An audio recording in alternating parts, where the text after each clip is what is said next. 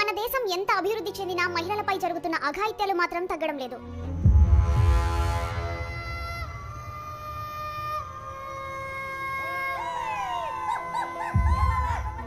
అయితే ఒక్క మొబైల్ యాప్తో మహిళలు ఎక్కడికి వెళ్ళినా సురక్షితంగా ఉండొచ్చు. ఆ యాప్ గురించి ఈ వీడియోలో ఇప్పుడు తెలుసుకుందాం.